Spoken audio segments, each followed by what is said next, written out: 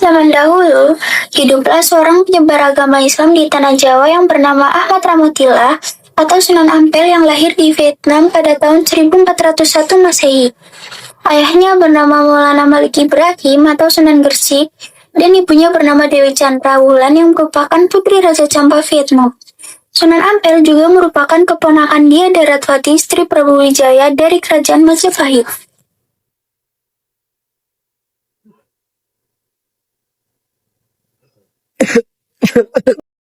Hari ini ayah terlihat tidak baik-baik saja. Apakah ayah tidak apa-apa? Tidak apa-apa anakku, selama kalian masih ada di sisiku. Mungkin ayah wajahmu tidak terlihat cerah seperti biasanya. Tidak apa-apa anakku, hari ini ayah sedikit kurang enak badan. Ayo kita dulu ayah. Iya anakku.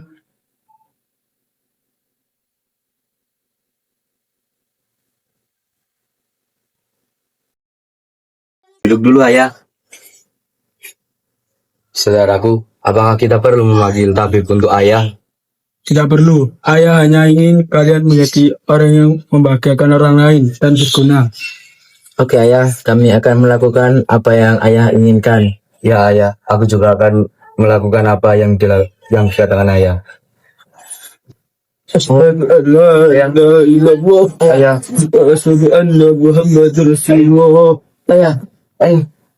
ayah, ayah. Saat Sunan Gresik meninggal dunia, Sunan Ampel dengan saudaranya sepakat untuk meneruskan dakwah ayahnya dan memisahkan diri dalam berdakwah. Sunan Ampel berdakwah di Jawa, tepatnya di Kerajaan Majapahit, dan saudaranya berdakwah di bagian timur Pulau Jawa.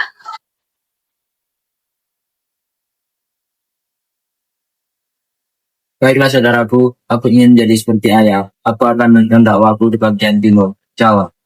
Sama saudaraku, aku akan melanjutkan dakwaku di Kerajaan Majapahit. Kau tetap jaga kesehatan ya saudaraku. Ya saudaraku, aku harap kau juga akan bisa menjaga kesehatan. Dan aku akan pergi sekarang. Assalamualaikum. Waalaikumsalam.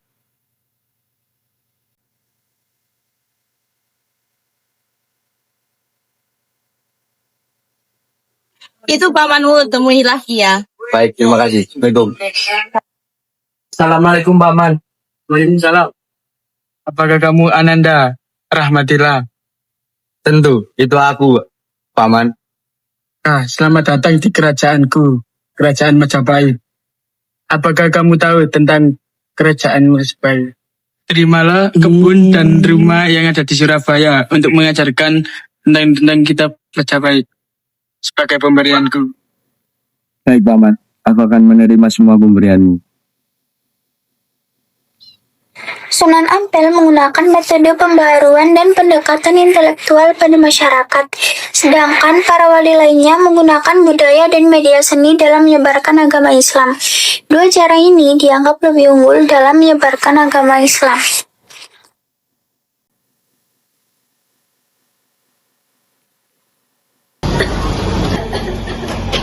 Ada apa dengan putrimu?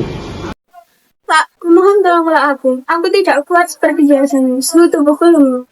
Suhu tubuhnya sangat tinggi. Aku sudah membawanya kemanapun, namun tak ada satupun yang dapat menyembuhkannya. Tunggu sebentar, aku punya sesuatu buat kalian.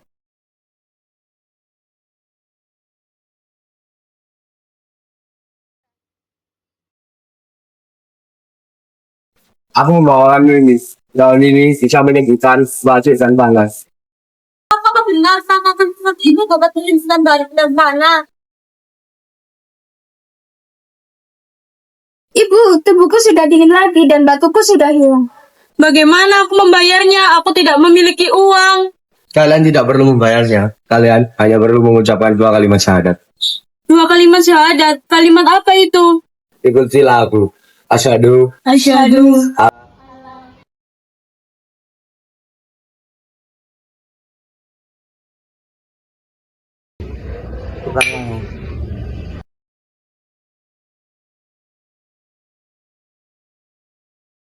Assalamualaikum. Apakah aku boleh bergabung di sini? Baik, dengan senang hati bersambunglah. Tepat. Kau ingin bertaruh berapa dengan? Aku akan bertaruh uang karena aku yakin aku bakalan menang. Kau ingin bertaruh berapa denganku? Maaf, di agamaku tidak diajarkan hal seperti itu. Apa?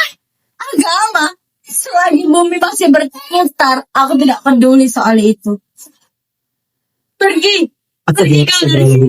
Pergi. Cepat pergi. Aku akan melindangmu. Pergi sekarang. Baiklah, jika kalian tidak ingin mendengarkan itu, kalian akan tahu akibatnya. Assalamualaikum.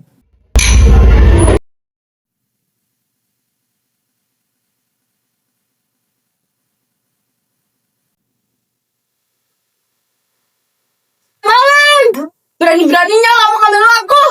Maling. Maling. Dasar maling miskin gak tahu diri.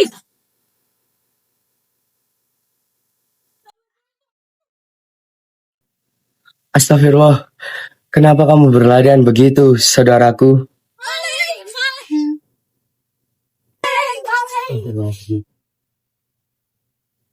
Astagfirullah. Mengapa kalian sering berbuat seperti itu? Apakah kalian bahagia di dunia ini jika sering melakukan hal seperti itu? Tentu saja, dengan melakukan hal ini kami bisa melupakan masalah dunia. Ya, aku juga puas dengan hasil pencurian tersebut. Apakah kalian tidak takut dengan balasannya nanti? Balasan? Tapi, aku sudah melakukan hal tersebut. Tapi tidak ada hal buruk yang menimpaku. Balasan itu mungkin tidak akan kalian dapat di sini, tapi kalian akan mendapatkan balasan itu bisa di akhir. Hah? Akhirat? Tempat apa itu? Wah, yang kamu tahu. Akhirat ini dibagi menjadi dua. Ada surga, ada neraka. Apakah di sana banyak uang? Benar sekali yang kamu katakan, di sana banyak sekali uang. Tempat apa itu?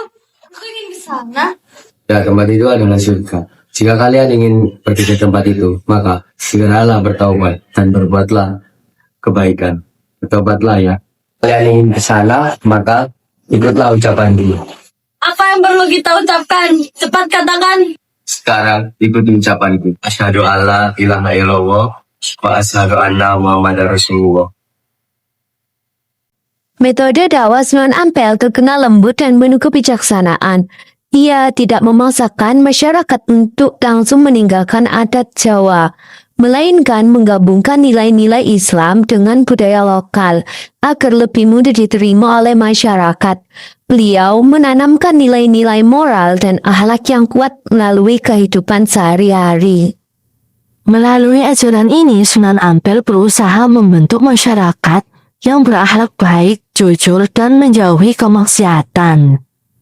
Ia ingin agar umat Islam tidak hanya beribadah secara lahiriah, tetapi juga memiliki perilaku yang mencerminkan nilai-nilai keislaman dalam kehidupan sehari-hari.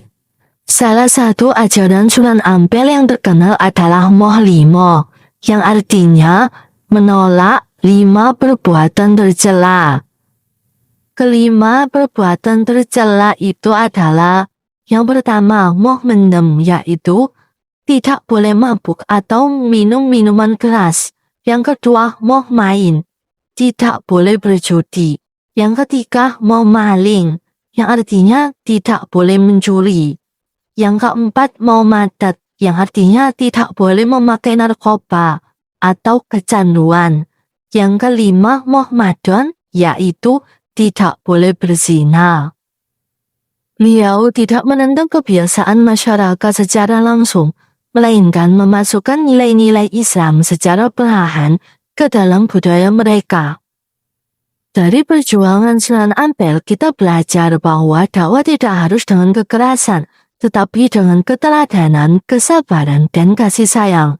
Ajarannya tentang Moh Limo pun sangat relevan untuk kita terapkan dalam kehidupan modern saat ini.